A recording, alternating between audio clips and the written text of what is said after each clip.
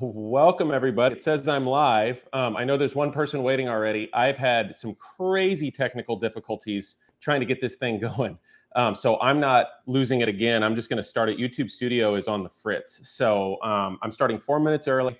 Sorry for those of you who might be looking to get in here a little later, but I'm just going to start with an update so nobody misses anything. If you have any questions as you pop in, please go ahead and ask those questions. That's why we're here. We're here to answer your career, your exam, and your process control questions for drinking water and wastewater treatment. Now, hopefully you can hear me. If not, let me know. Like I said, YouTube Studio, it foiled me last time when I was at Tri-State. Now, this time I've got it.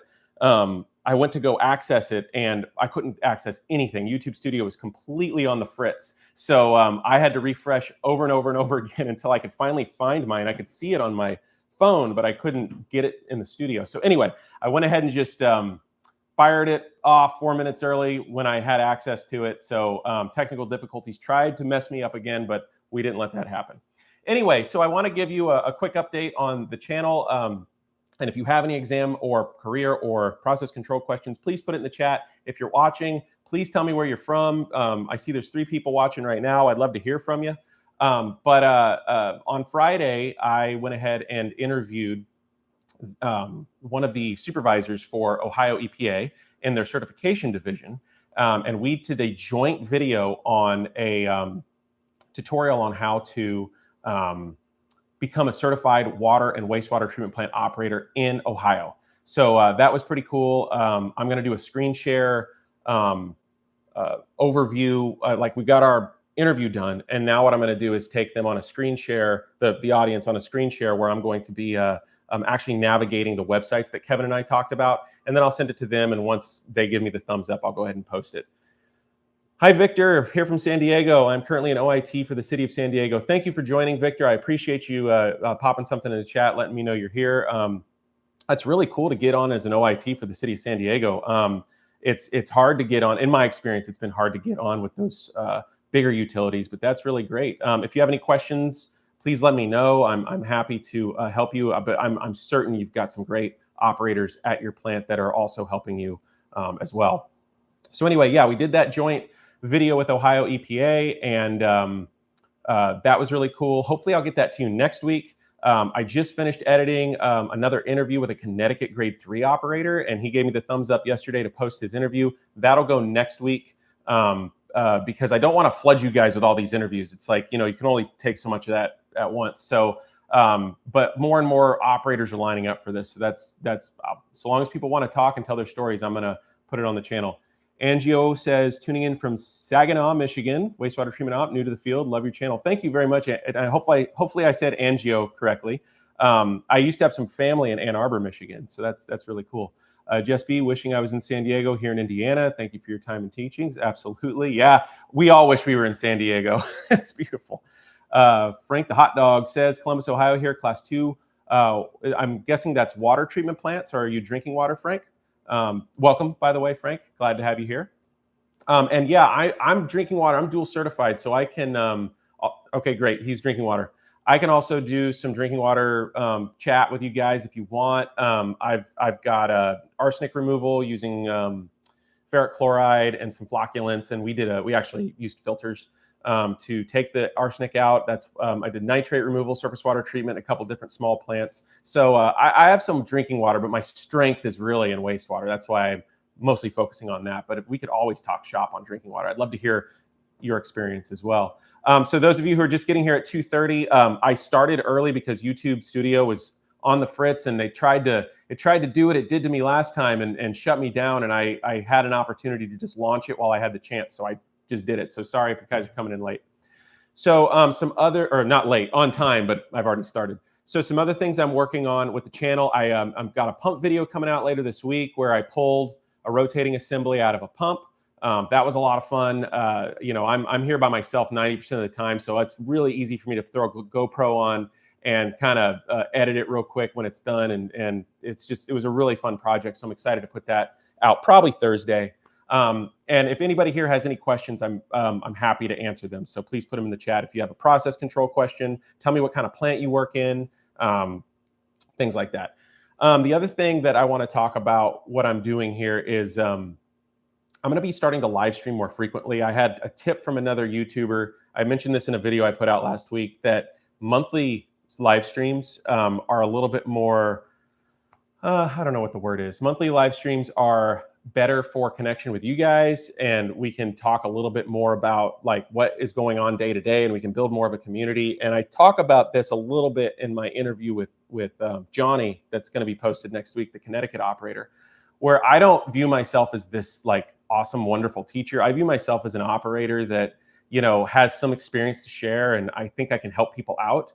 But I want to build community, and you might notice this in my videos. I always ask people to also just chime in if you have anything to add, or maybe you think I misspoke, or you have some like a tweak you'd want to put in, especially the experienced operators, because I want this community. I want not just to be about me. Sure, I've got the platform and the channel, but let's help each other out. So let's see some other stuff. I got the pump video coming out Thursday. Johnny's interview will post next week. The Ohio tutorial will be next week. Probably end of week, maybe the next week. But I've got some great interviews coming up. More process control for activated sludge is happening. More whiteboards, more math. And I think I put this in the last video on Friday's video that I've got these trainings I've been doing on the side, and I've got 60 math problems of different math problems. I've got several duplicates of the same for practicing with my classes, but I've got a lot of different math problems. So if you've got one, somebody just asked for the reverse F to M, so that'll be my next math problem, probably on not next week, but the week after. The reverse food to microorganism ratio is a very important math problem for your grade 3. And you can, by the way, get all these math. I'm going to put it right here. California Wastewater YouTube channel. Wastewater. If you're unfamiliar, I spelled that wrong. Wastewater YouTube channel. If you're unfamiliar with that, he's got grades 1, grade 2, playlist, grade 3, and a grade 4 and 5. So he'll go through all the different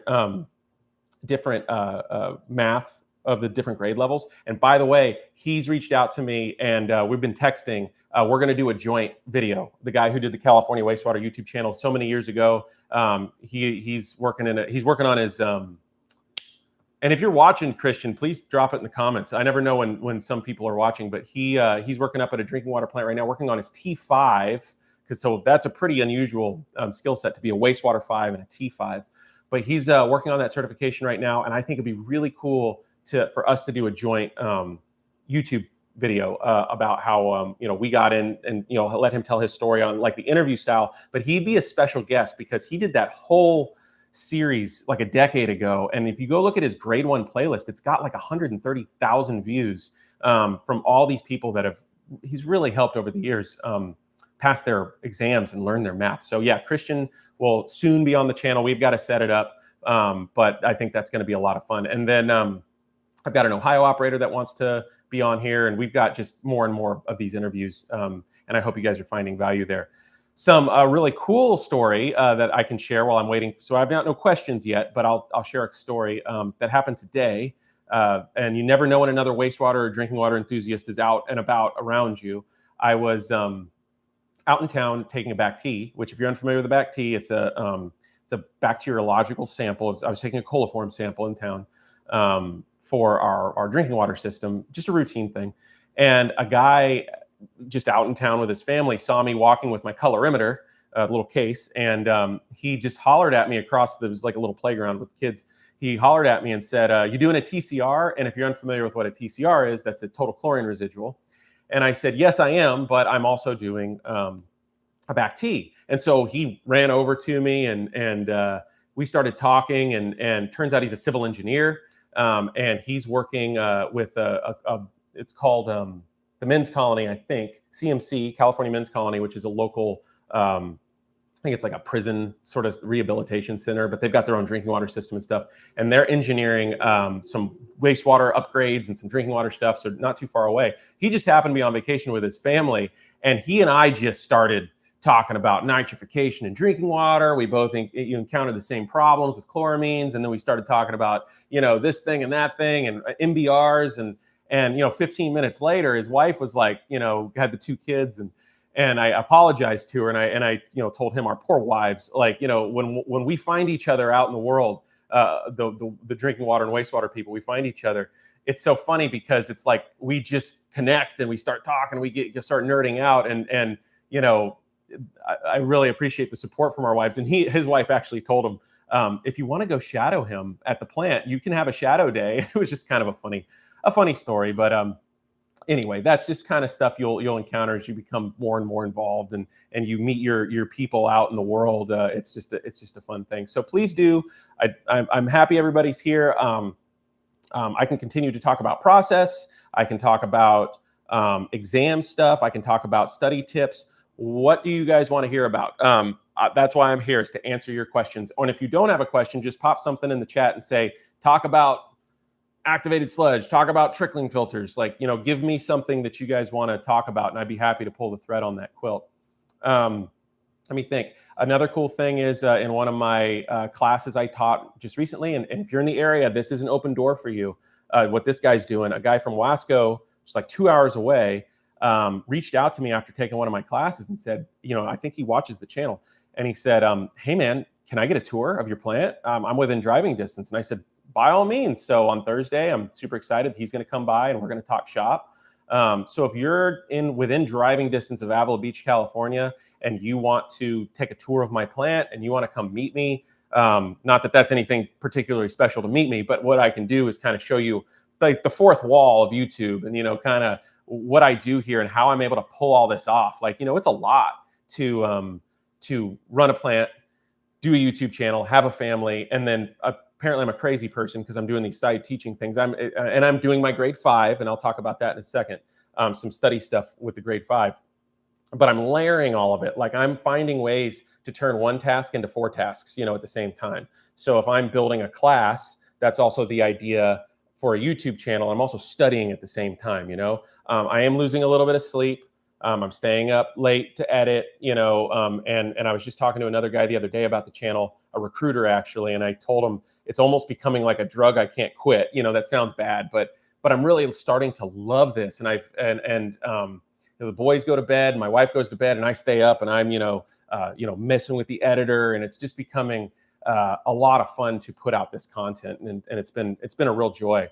But yeah, let me talk about the grade 5 for a second, because that's coming up, and that's coming up fast. That's on the 19th. I sit for the grade 5, and it's one of those things. I kind of said this in my video on Friday. I've never failed a wastewater treatment plant or a drinking water treatment plant operator exam or distribution for drinking water. I've never failed one, and that's not because I'm some wonderful, all-knowing dude. It's because I have a skill set that's strong in our trade, and I know how to take tests. So if you didn't see the study tips test, go check it out, or study tips video. Go check it out. I posted that on Friday.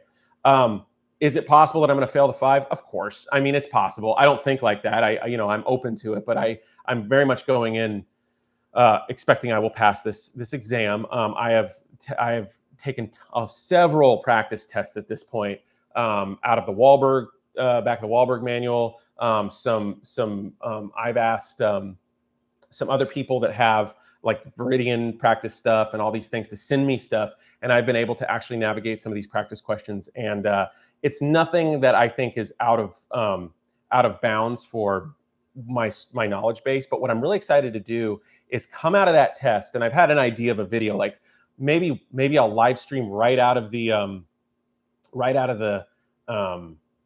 but when I'm done, like I get out of the test and I get my stuff and I sit in the chair of my truck, and for 15 minutes, pull up the live stream and just talk to you guys about what that was like. Or maybe I'll just do a video and edit it. I don't know. But I think that I think what'll be really helpful is to do a download right after I get out of there. Like, this is what you should study. This is like the things that you're going to encounter.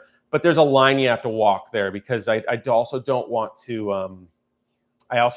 to give anything away. There's rules about this. I can't tell you what's going to be on the test. You have to sign a piece of paper saying that you're not going to give these things away. They'll not come after you, but they will certainly take a big issue if I'm getting on YouTube and telling everybody like exactly what was on the test. So I'll do my best. Beeks asks, with everything going on, how many hours sleep do you get in? Between 5 and 6 hours a night of sleep. And every night I tell myself, tonight's the night. Tonight's the night I'm going to get 8 hours, and then I don't, because I start editing, or I start ruminating and thinking about, like I got an ORP sensor that needs to be changed. Am I going to make a video of this? Am I going to, when am I going to pull out all the sensors out of the A bay and start talking about how we calibrate the dissolved oxygen sensor? When am I going to do that? It's kind of funny, Beeks, because I had a friend when I was starting this project. She's got a Instagram thing and she does like strength training stuff, totally different vibe than what I do. And we were just chatting about our respective, side things we're doing and hobbies. And she said, do you think you'll ever run out of content? And I was like, no way. There's no way I'll ever run out of content, because half the plant was built in the 60s.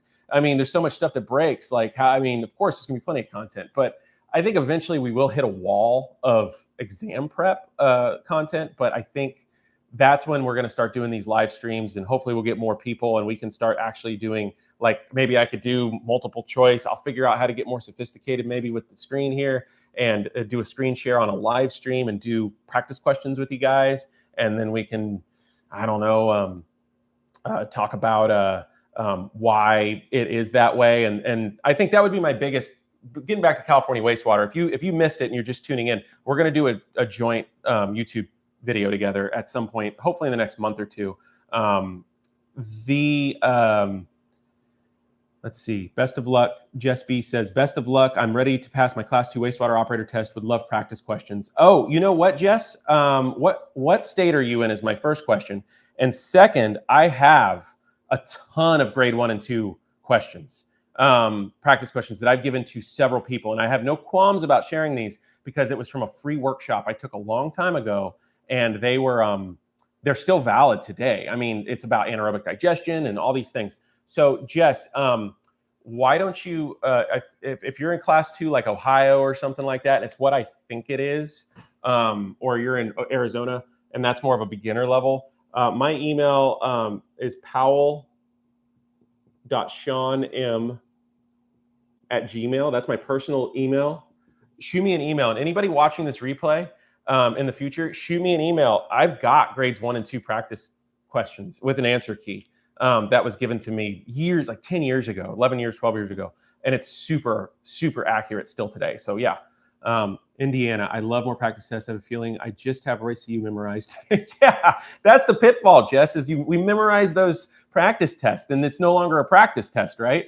It's like, oh, I know exactly what you mean with Roy CEU. Yes, definitely shoot me an email. I'll get you that, and we'll go from there. Johnny, hey, I talked about you. Johnny Mac says, hi, Sean. I made it finally. I was pumping you up, man. Everybody, I told everybody about your interview that's coming out next week. So that's probably going to post Tuesday. Johnny's he just joined the live chat. He's a grade 3 Connecticut operator. We chatted for about 20 to 30 minutes about how he got into the industry and all that stuff. And I think that's going to be a great addition to the interviews that we have so far. But yeah, getting back to California Wastewater, we're going to do Christian and I are going to do a joint video, mostly an interview. I don't think we're going to, we'll see. We'll talk about how we want to unpack a video together, because he's a rock star in the wastewater YouTube space, one of the pioneers. But how his channel kind of differs from mine in our math, the way we approach the math, is he does have some process control. But what's great about his approach is it's just boom, boom, boom, boom, boom, boom, boom. This math problem, this math problem, this math problem. Okay, moving on. And what I tend to do is take one math problem and we're going to have a 10 to 15 minute discussion about that math problem. Like, why are we doing this math problem? He does a little bit of that. He's got some of that, but I think I elaborate a little bit more than Christian does. Not that either one of those is better than the other. It's just different styles. So some people, and I talked about this on my video on Friday, like the Wahlberg manual that I'm using for my grade 5 that I'm studying, and then I got the Viridian manual, and I was like, this is kind of more my vibe. I mean, Eric Wahlberg's manual explains more, whereas the Viridian manual is just ba-ba-da-ba-da-ba-da-ba-da, from what I saw anyway. I got a PDF version of it. So if there's a more expansive version I don't have, then I don't know about that. But just the same thing. There's those of you out there who like my channel because I explain my math problems, because I explain it a bit more, blah, blah, blah, and I kind of go into theory. Whereas some people might want to go to Christian's YouTube channel because it's just right across the grade levels. So anyway, yeah, that's something to think about. But check him out and get ready for that video. That's going to be great. So if anybody has any other questions, please put it in the chat. I'm going to be on for about 14 more minutes, just yammering and talking about maybe some stuff that we got coming in our town. Maybe I can kind of shed some light on some background stuff in my job. That'd be pretty interesting. We've got our town continues to build out. We are there's more development coming. We're almost completely built out, and our plant is actually quite a little over-engineered for what it's what our flows are actually ever going to be outside of storm flows. That's the real trick, is the storm flows. But what we've got coming is there's a debate in town right now about well, not really. The debate kind of got shut down whether we're going to do a regional wastewater plant, and all the little scattered decentralized utilities around here are going to combine into one big plant. That kind of has been shelved. I actually don't think that's going to happen. I thought that was more of what was coming down the line, but it's not. That what I can see, if I can read the tea leaves right, and how the board members are talking. And these aren't confidential conversations. These are public record conversations. So I'm not sharing anything, you know, that you can't look up in the minutes of these meetings.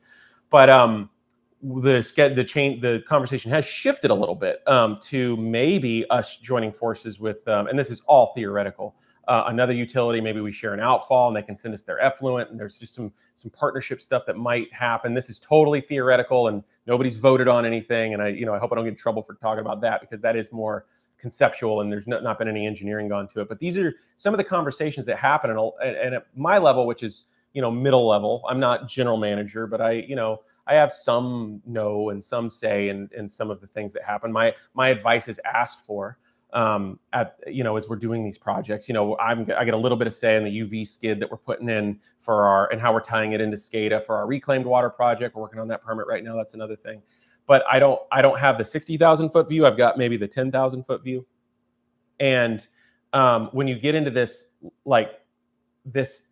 part of your job as a chief plant operator, what'll happen is you start, like, all these projects are in the hopper, right? You've got all these things lined up that you might do.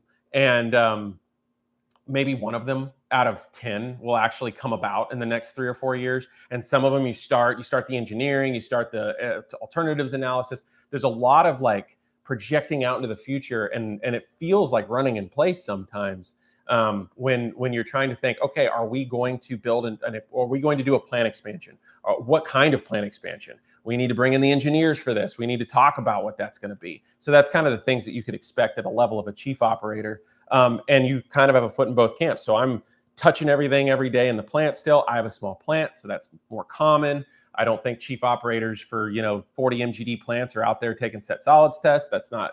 They've got bigger fish to fry. My plant's much smaller, so I do touch a lot of stuff. But it gives me that rare opportunity to stay fresh on every single step of the process, and that is why I think I'm able to do a YouTube channel. It's kind of the perfect mix of, I get the management side, I get the operation side, I get the wastewater and drinking water, and the plant is not that big.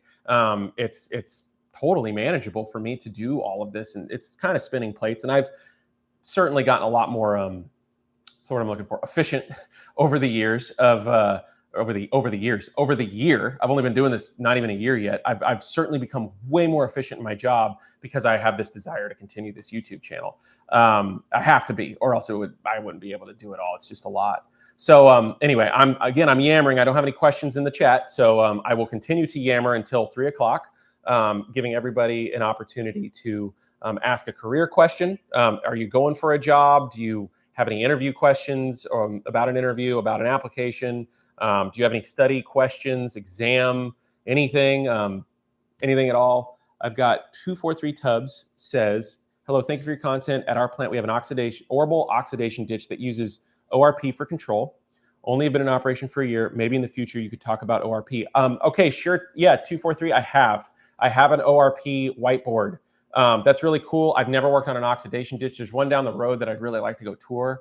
Let me see. I've got my playlist here. I don't want too much dead space in my video here, but God, it was scrolling. Okay, look, 2 months ago. It's a wastewater whiteboard, oxidation reduction potential. I don't know when exactly that was posted, but it was 2 months ago. Scroll down in the video feed, and you will find it. I've got a decent amount of experience with ORP. I use it for denitrification and nitrification with our BNR part of our MLE process. Our membrane bioreactor is like an MLE with membranes rather than a clarifier. It's modified Ledson. Help me out there, Johnny. Modified Ledson Edinger. I can never remember it right off the top of my head. Johnny works at one of those, and we'll talk about that in our interview that you'll see posted next week. But I also use ORP for disinfection and dechlorination.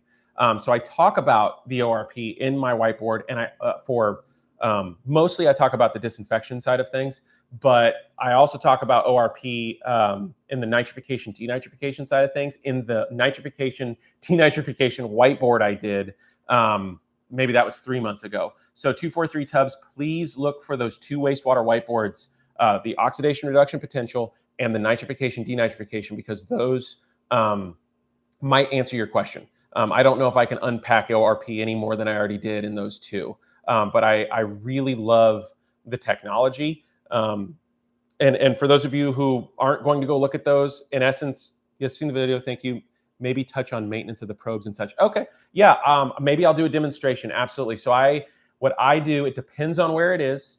I rarely do anything to the ORP in my anoxic zone. It's potted up in a certain way. It rarely needs, it's got a air scour on it that's piped in directly to it. So that runs every 2 hours. An air compressor runs, and it just blows off the buildup off of the electrode. And then in my disinfection and dechlorination, what I do is I'll do the dechlorination because it's easier, and then I'll talk about the chlorination side. On the dechlor, there's biofilm that builds up on it. And I just take a Nalgene bottle that you would use with distilled water in lab to spray things.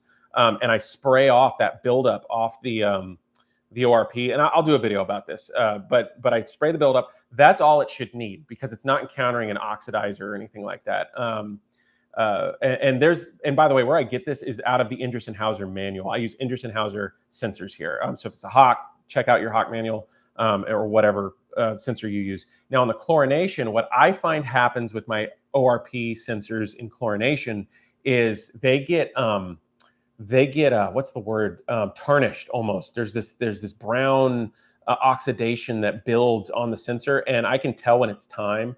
It lags dramatically. So I'll make an adjustment on my chemical, and it won't budge. And I can see on my dechlorination ORPs working harder, like the bisulfite pumps ramping up, and we're working harder to dechlorinate. But I haven't seen my oxidation one working or showing me that it's actually observing a more oxidative environment. And what I do in that case is I use a weak, and I buy it from USA Blue Book. It's a electrode cleaner. It's a weak hydrochloric acid solution. It's like very weak. And I just soak it. I put the controller on hold. I dip it in, the electrode in, and I soak it for half an hour, 40 minutes. And then I clean it with distilled water, and I recalibrate it. And I'll do a video about all this 243. You put it in a buffer solution. They use millivolts, so I have a 220 millivolt buffer solution. And it just, wait till it stabilizes and hit the button that, this is it, and it calibrates, and you stick it back in, and it's fine after that. So if you want more than that, let me know. But I will do a video in the future on the maintenance of it. But they're fairly bulletproof. Now there are some where salt bridges need to be changed out. I don't do that. To be honest, the probes are so cheap. It's like $700 for a probe. It's not worth my time to do the salt bridge thing. I just boom, put a new one in, drop it in. That's what I do. So if you're looking for that, I might not be able to help you with that. But depending on your manufacturer, Ingersoll-Hauser and Hawk being the 2 most common, I would imagine you're going to be able to get some of that information on the salt bridge swap out from them. So another person I want you guys to, let me see, Beeks. I was studying ASPs earlier today from the Sac State book and came across at least 7 process modifications like SBRs, contact stabilization, Krauss process. Is this mostly just educational info? ASPs. Can you spell out ASP for me? I'm drawing a blank on that one, but it sounds like you're talking about different styles of activated sludge. Um, uh, okay, yeah, okay. Oh, yeah, okay. So, or is there a real world chance we'll run into each of these at a plant? Yeah. So yeah. I mean, you could run into any of these. I have an MBR, which is a form of activated sludge. There are SBRs, which are everything in kind of one tank, and I've worked on SBRs, but they were small little industrial things, nothing to write home about. They weren't very big, but yeah, I know people that work at SBR plants, like that's their plant. Contact stabilization, yeah, I mean, it's entirely possible you could run into one of these at a plant somewhere. They're less common. It's not what you're probably going to run into. More likely is a BART info or a MLE, or of all those, I would, if you're going to a more modern plant, I would actually bet that the more common one that you're going to run into is a membrane bioreactor, the MBR. That's the bleeding edge technology. That's where everything's seems to be going, depending on what you're trying to do. But yeah, you do need to know it because you're going to be asked about it on higher level exams. Beeks, I don't think, I think if I'm remembering correctly, you're in the level 2, like grades 1, grades 2. And if you're not, correct me on that. You really need to know about contact stabilization. What was the other one that I'm drawing a blank on? There's another one that I'm just blanking on it. I wish I had my Wahlberg manual. I flipped to it right now. Your T2D2. Okay, so if you're getting into wastewater, I wouldn't maybe know a little bit about SBRs. And really what I would say about SBRs for the grades 1 and 2 that you should know is that their biggest weak spot is that they spill. You don't get biomass washout. They would just spill. There's no clarifier in essence. Like its aeration basin is its clarifier. And there are these, it's kind of hard to explain. Maybe I can find somebody that's got one and we can kind of do a video on it about it. But just know what SBR's weaknesses are. Contact stabilization, Krauss process, MBRs, all the different process modifications aside from the SBR, I wouldn't worry about it for your grades 1 and 2. You need to know about it for your 3, 4, and 5. The contact stabilization, I was asked about that one on my 4, and I expect to be asked about it on my 5. Also, the different ways you can feed influent, step feed, complete mix, those types of things, that starts cropping up, showing up on your grade 3, really starts showing up on your 4 and 5 in California. So that would be your intermediate journey level guys that are not in California. And advanced, you need to start knowing about the variations of activated sludge. These beginning grades 1 and 2, level 1 and 2, class A, class 1 in Ohio, those are mostly going to be like, do you know? It's more, I don't want to simplify it. It's not just definitions. There's some process control, but they don't get that into the weeds. It's more like, do you understand that when the early morning, before the sun comes up in a pond and respiration has occurred with the algae, that your pH is going to be the lowest and your dissolved oxygen is going to be the lowest? And do you understand in a pond that when it's the end of the day, the sun is up, the sun is starting to set, it's late afternoon, that the algae have been doing photosynthesis all day and creating dissolved oxygen, that there is a correlation between algae doing photosynthesis and creating dissolved oxygen and the pH going up? Do you understand what zooglial mass is? Do you know what sloughings are? On a trickling filter?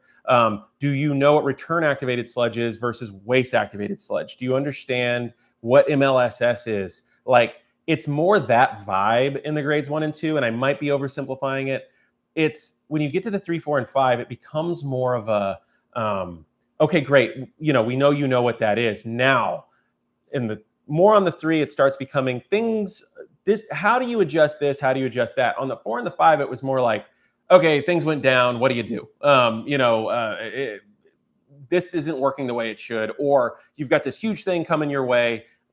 Fix it or solve it. That's more what goes on in there. So let me see. Johnny Mac says SBRs remember the fill, react, settle, and decant. He said, not sure if that's the correct order. I believe that is the correct order, Johnny. So SBRs do it all in one location.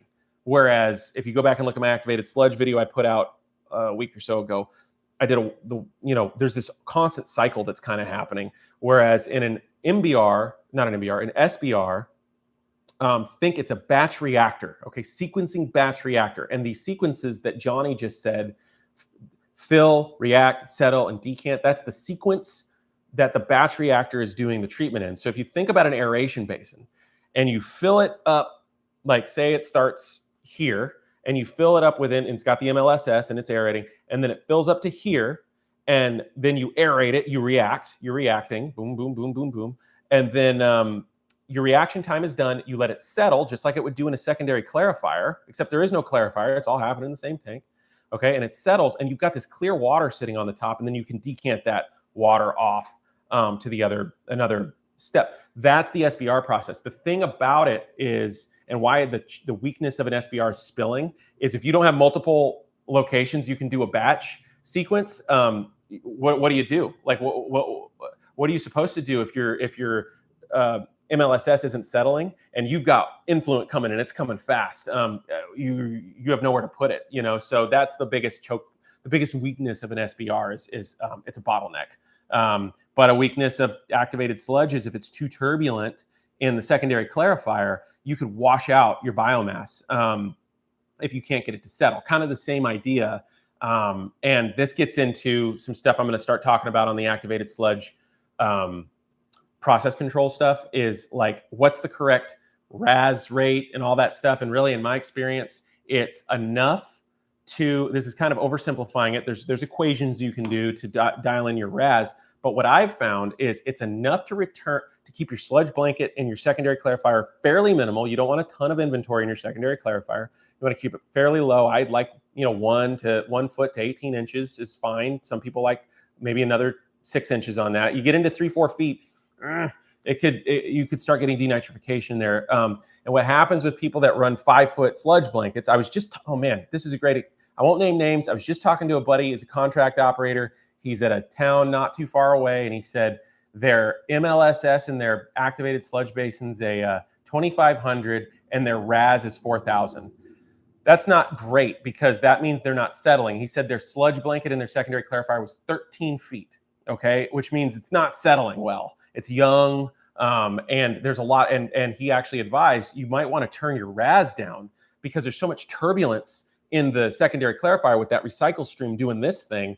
You want it to get to a place where it's quiescent, okay, where it can settle and compact really well, and then you can return a concentrated sludge to the front of the plant with a smaller sludge blanket, so that denitrification doesn't happen.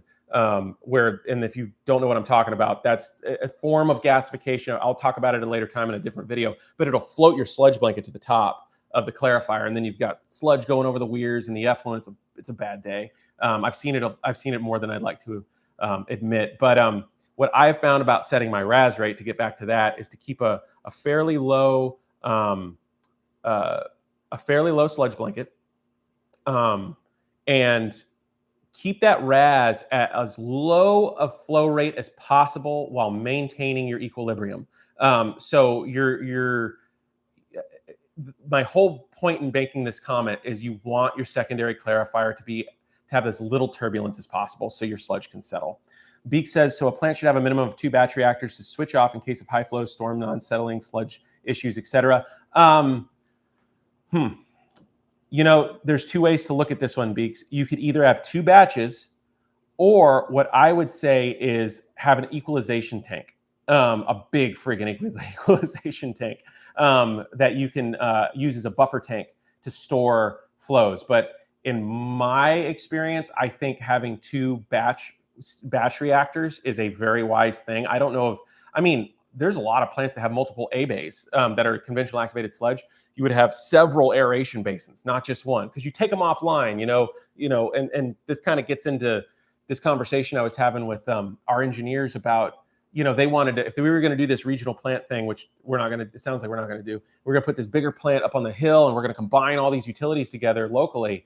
They were going to take our MBR that we just commissioned 2 years ago and sell it. It's a package treatment plant. It came in 3 pieces, and they bolted it together and wired it up and said, let her rip, Tater Chip, which the commissioning was not that smooth. It didn't go that smoothly.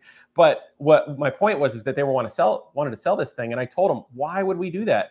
We should hang on to this thing, because it's a place to put stuff. Like if we go to a MBR over there with 3 trains, we'll say, and I'll have 1 train on, or maybe 2 trains on in the winter and 3 trains on in the summer for F to M ratios. But then, maybe there's a problem with one and I've got to shut it down and I got a storm flow. You got to project out in the future these things that might occur while you're doing your conceptual planning. I was like, why would we ever get rid of the MBR we have right here? That would be not a great idea, because it's a place I can put stuff. Even if I'm not using it for treatment, at least it's a big EQ that I could just dump a bunch of water in. So to answer your question, Beeks, it would be very wise to have more than one batch reactor, more than one basin in a plant, because if you don't have anywhere to put it, you're going to spill. So yeah, that was a really long way to answer your questions. Sorry, I'm pretty long-winded. I've been going for 40 minutes.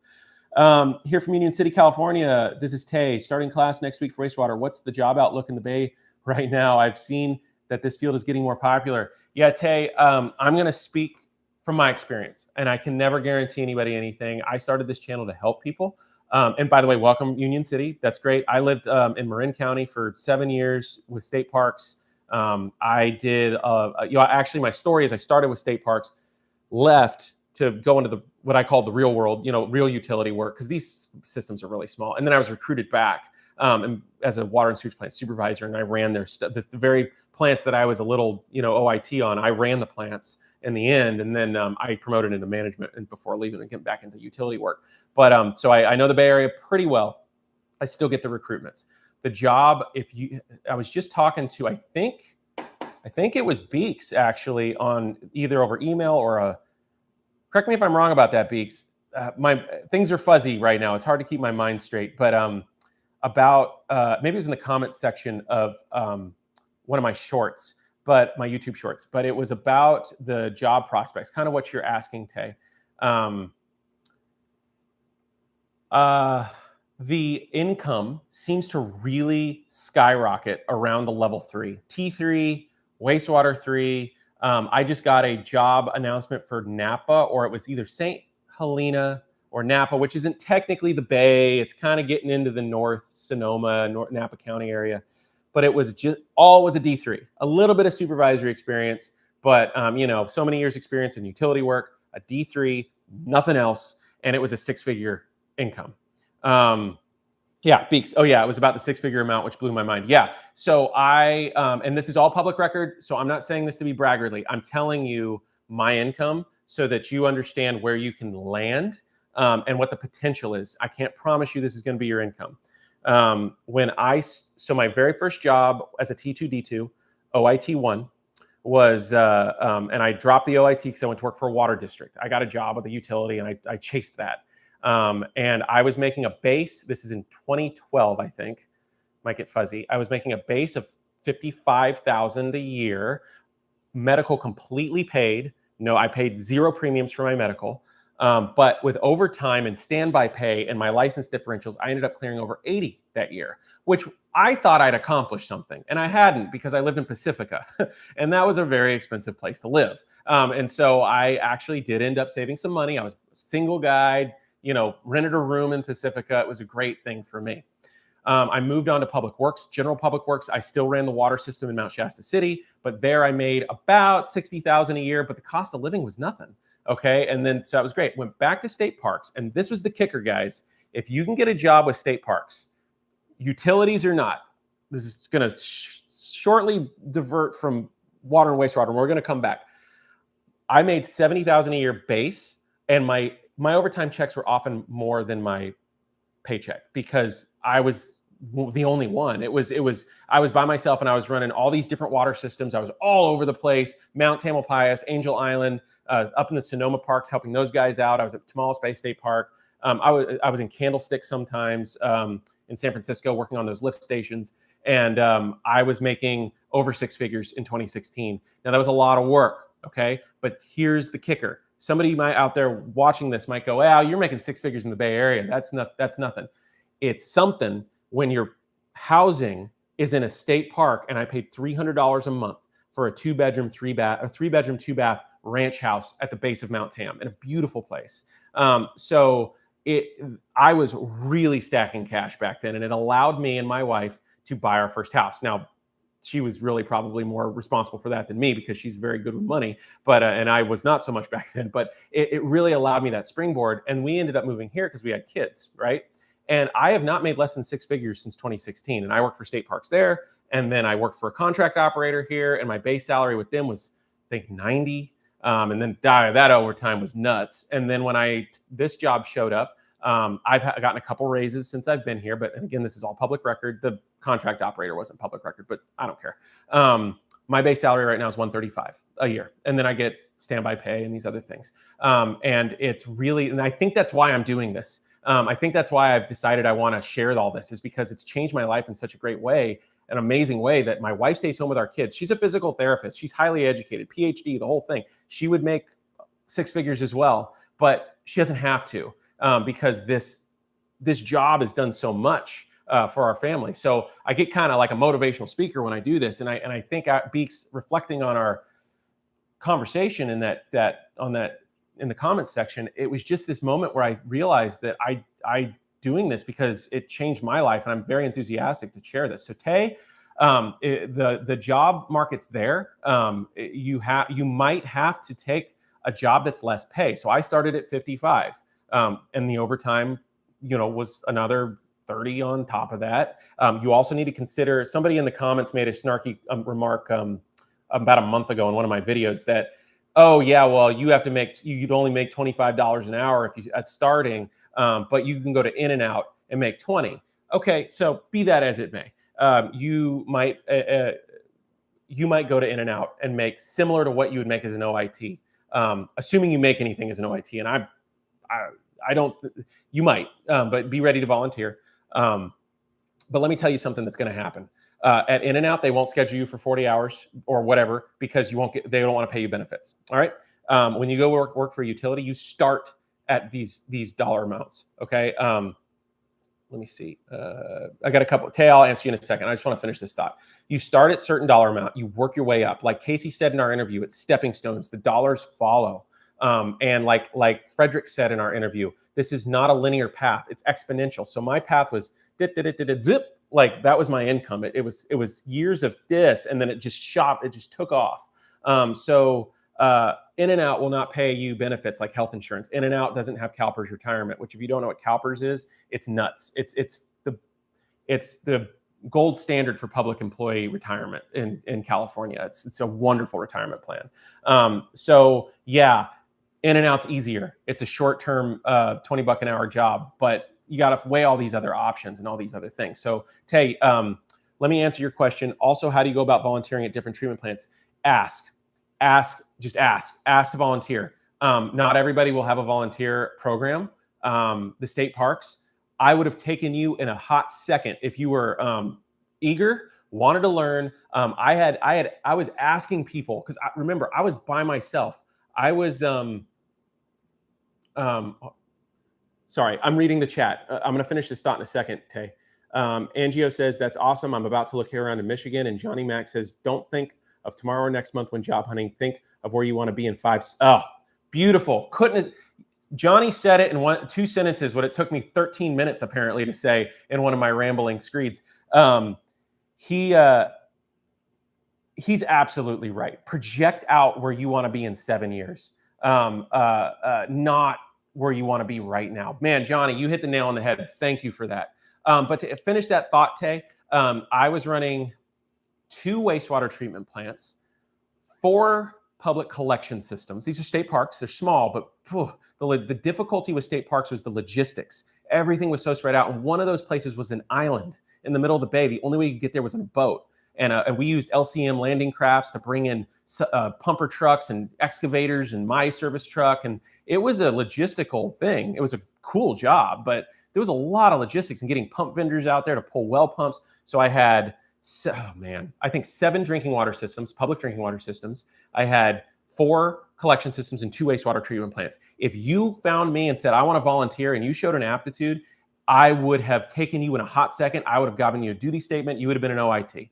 So turn over those rocks, find the roads less traveled. Oftentimes, you're going to be able to do that in a smaller place. Look at smaller government CSDs like the one I work for that you could walk in, and the president of the board is sitting in there and having his history meeting with, the town history, or my general manager is sitting at his desk and he'll take his reading glasses off and say, have a seat, come talk to me. Like, you want to look in places like that for volunteer opportunities. The bigger the utility, the more red tape and the more rules. So that would be my suggestion. So I've gotten a few comments here. Beek says, I'm about to start at $20 an hour for a 6-month apprenticeship, but with how ludicrous the job market is in Cali, I'm happy to get a foot in the door on any level. Absolutely, Beeks. And that is the mindset you need to have. You kind of need to just get your foot in the door. Just start. Like Casey said in our interview, when was that? The Tri-State interview. He started on a jetter truck. What's his face? Jamel started volunteering. Frederick volunteered. And I think Johnny, which you're going to hear his story next week, the Johnny in the chat here, he was on a collections crew for a long time before he got into operations. So Beeks, that's great. You get in it as an apprenticeship, you get some dirt on your boots, or an internship, or a unpaid volunteer. And by the way, Tay, an unpaid volunteer can turn into a paid job. So think about it this way. You go to a job and you just start volunteering one day a week on a Saturday or Sunday, just getting in there, get to know the people, and all of a sudden they have a seasonal or a temp job open up. Guess what? They know you, they know your work ethic, they know who you are. You're at the top of the list. So that's another thing to consider, is that you would put yourself in an advantageous position if they already know you. And Angio says, yes, Johnny Mac looking to get certified and head to Denver area, Colorado. Hey, I worked for Colorado State Parks for a couple of years. I love Colorado. So Angio, you're leaving Michigan and going to Colorado. Is that correct? Because if you are, I just want to make sure you understand reciprocity, and that you're going to be getting getting certified. Angio, you are in Michigan, right? I hope I'm not getting that wrong. Let me scroll up in the comments here. Tuning in from Michigan. Yeah, okay. So just make sure, Angio, you pay attention to reciprocity, because just because you get certified in Michigan doesn't mean that Denver acknowledges it. And you may have already looked at this, but I want to throw that out there while you're still here. So yeah, guys, gals, this has been great. I've gone on for 52 minutes because, of course, I did. If you haven't been able to gather it from my my videos, I have no loss of words. I've always got something to say.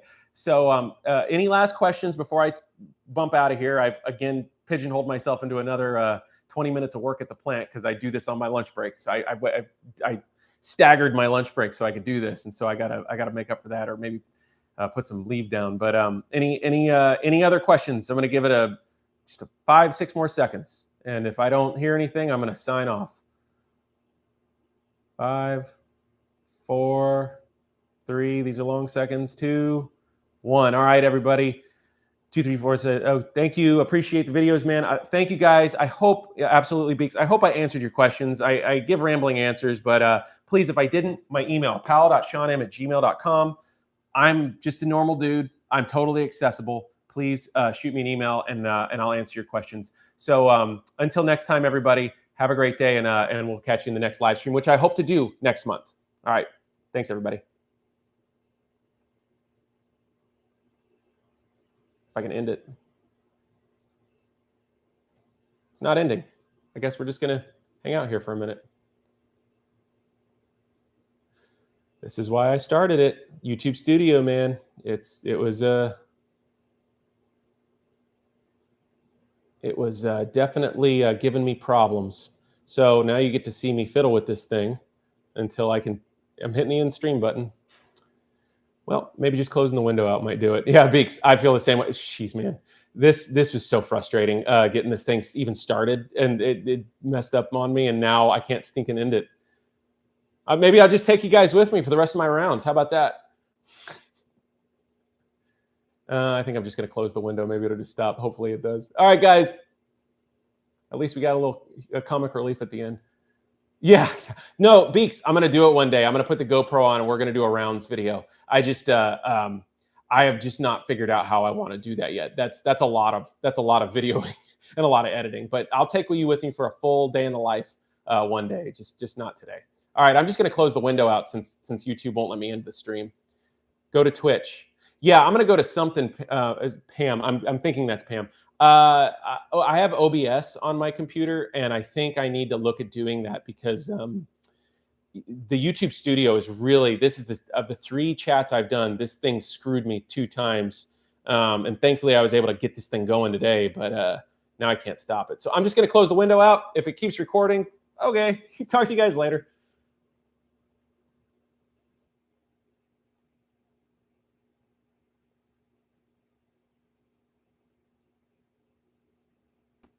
I'm going to tell you what, this friggin' thing, I can't end the stream. Odia, I'm here. I don't mean to be live, but I'm here. I'm going to try to end it. If you're still here, if you have a question, go for it. This is so funny. This replay is going to be hilarious. Might as well. I see somebody's watching, so go ahead.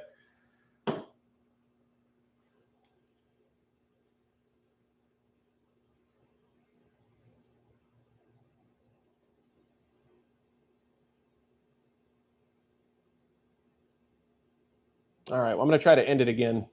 If Odia, if you've left.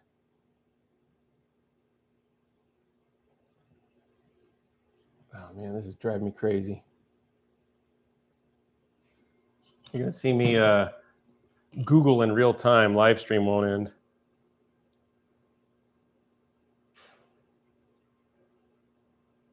Be nice to shut it down. Dang, I forgot to set my alarm for the live. Well, Ant 50, you're in luck because I can't seem to get it to stop. Won't end. And I'd like to get it to stop so it can catalog on the channel. If you have a question, Ant, go for it.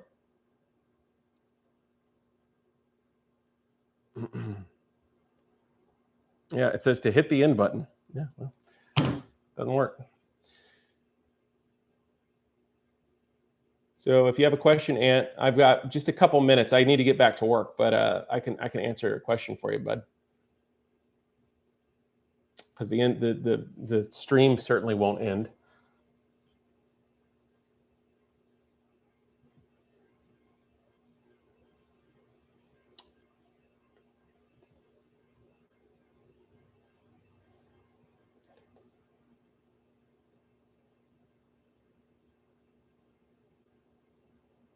Always something.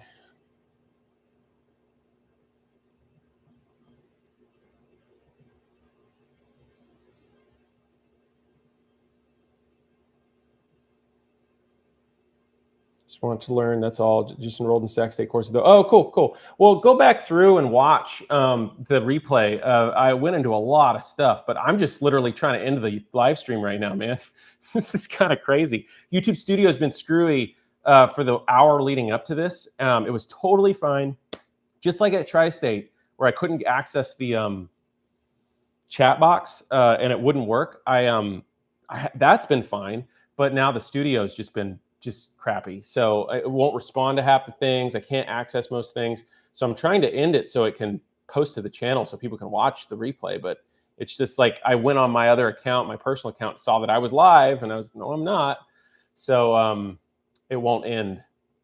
I guess I'm not going to worry too much about it. It'll eventually have to end, I think. Maybe I'll, I don't know, try to do it a different way. Anyway, if you see me popping on and off of this, it's me trying to end it. So anyway, Ant, if you just go rewind and watch the whole thing, I think maybe you'll find some insight. I'm going to close it out again and see if I can get this puppy to end.